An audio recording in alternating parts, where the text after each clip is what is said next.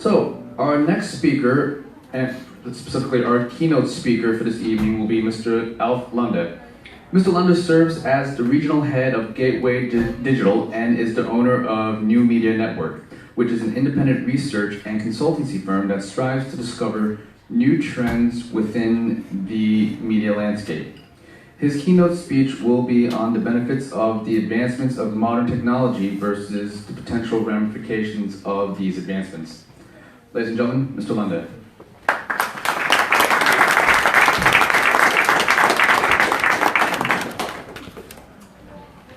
First, thank you, Ellen. That was a wonderful speech. It sort of made the background for everything we're discussing here tonight.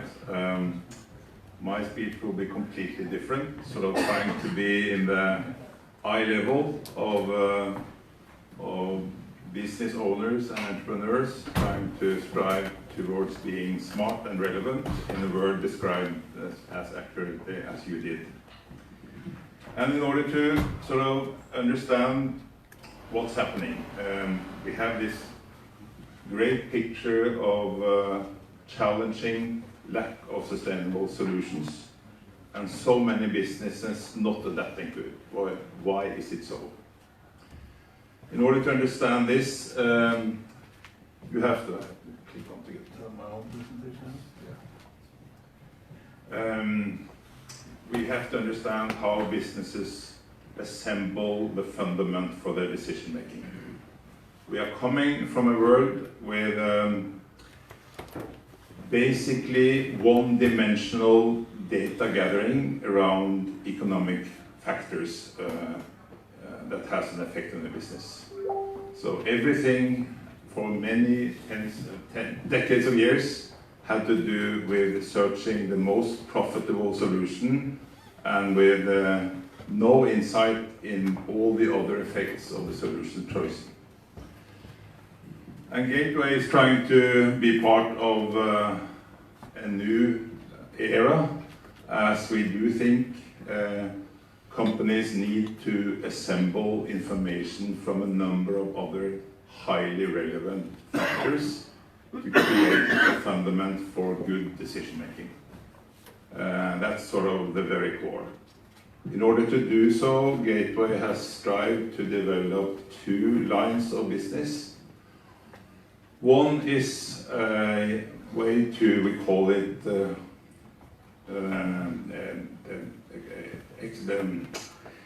Center of Excellence. We tell businesses that modernization, developing eco-friendly solutions, and digitalization of your businesses will most often go hand in hand. It's not a one-off. It's a journey. And in order to do so, you need competent partners that has a wide perspective for how you develop that business and do the kind of data gathering and helicopter view mirroring in order to take wise decision that includes not only the profitability of the decision but also the eco-friendliness. Secondly, we try to drive practices that has deep insight in industries, how they operate, what their pain points are, and where they pollute the most, in order to help them understand how to change the business, how to take smarter decisions, and thereby also, of course, contribute significantly to smart eco-friendly solutions. As you can see from the slide, my background is in media, and I've been for 15 years trying to understand how the media companies should change. Living out of paper, as you all know, most of them, inefficient, costly, and not sustainable. And the interesting part of it is that the answers to their questions was not looking at the financial reports. It was looking at people behavior. So they started to experiment gathering data to make more intelligent decisions and came up with mind-blowing solutions, now fundamental elements in a sustainable media business in Norway, where we are, I think, world leaders when it comes to smart, sustainable media industries. One of the things we did, or the media industries did, was to look at avisbudene, those carrying out the newspapers, and said this is an area where we can do fantastic innovation, and started to create complete new service offerings in that field. The Schibsteds and the A-medias are innovating in the most surprising areas of their business. A-media, as all of you know, has also developed some wonderful experiments, really going into local sports, taking what's really closest to them and creating it to wonderful local community supporting media content in the smartest possible way and without wasting paper. Namely to stream rather than carry around the paper. So there are a number of other elements in the history of media industry where you do exactly what Gateway is about, to take smart decisions based on a broad set of data. Sustainability challenge is, of course, to understand the climate change, to respond to it in a smart way, and as I just said, it's partially to really gather necessary information, organize it, make it actionable, make everybody that participates in the decision making aware of the consequences of decisions taken. But it's also about culture, and sort of knowledge-based culture.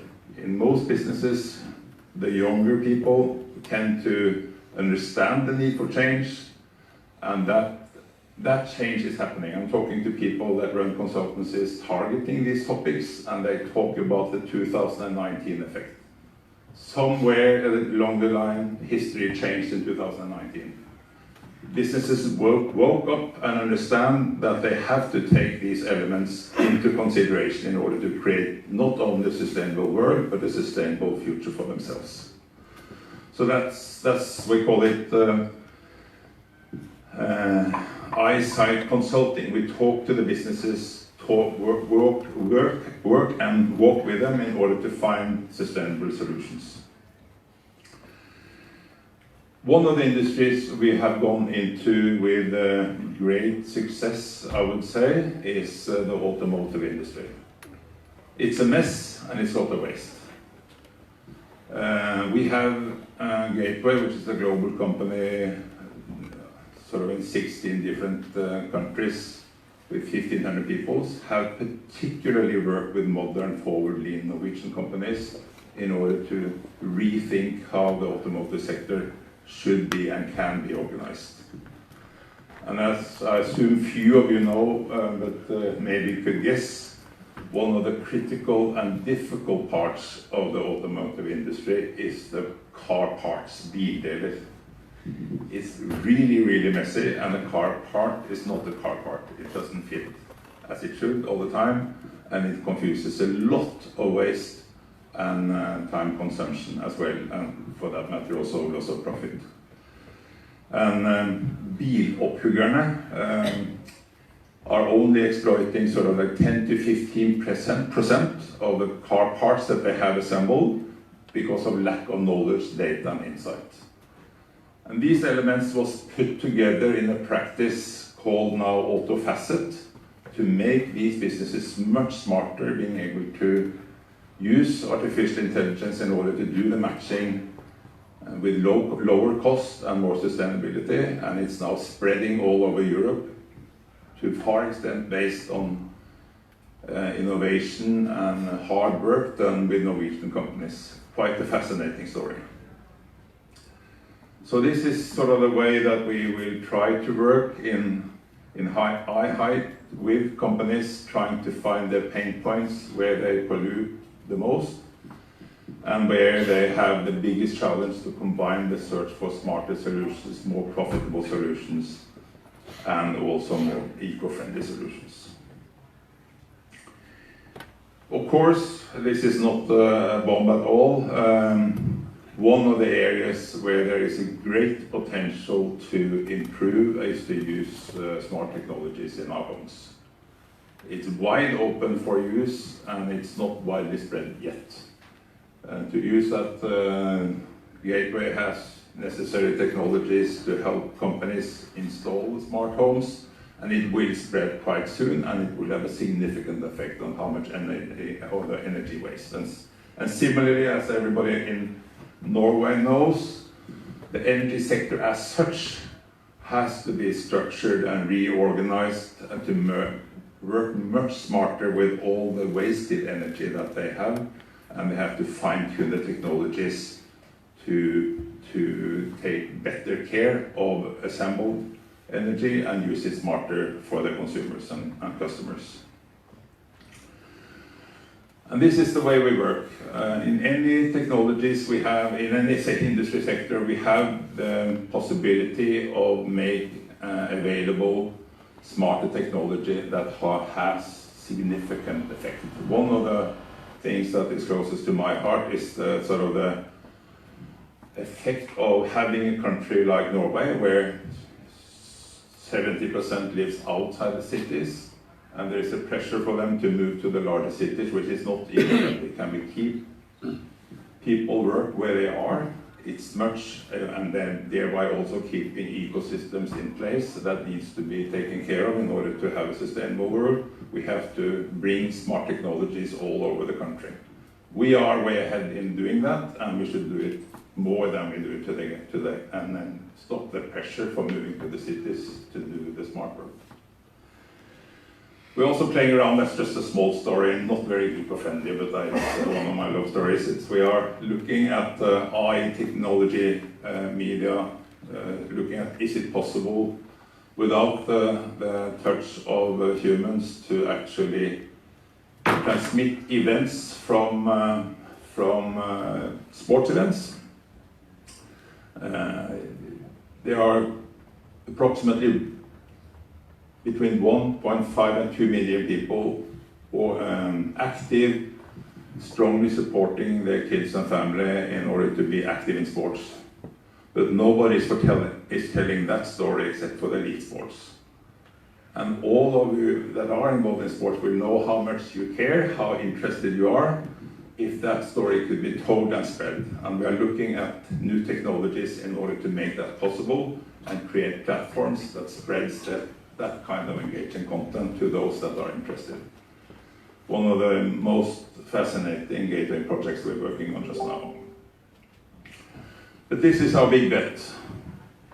We are looking into transport and logistics as an area where there is a lot undone. It is one of the areas where, believe it or not, information about decision making is not very transparent. And there are thousands and thousands of decisions made on how to transport goods around the world or inside the country, but without relevant information about the alternative ways to transport, and particularly without information about what alternative is the eco-friendly solution. So what we're trying to build is a huge information platform, or that is, we have gotten quite far in doing so, that really takes that information into a holistic platform and makes it possible for both sellers and buyers of transport services to really monitor all the relevant information needed to make smart decisions, that being profitable, about profits, and that being about eco-friendliness. So this is a product we plan to launch all over Europe now, where we are making new technologies available for decision makers in this industry, so important to eco-friendliness. And we think and hope that businesses will understand swiftly that in order to have that information available, they can change their footprint significantly as they go forward. So this is the 2020 big bet for us again. Thank you so much.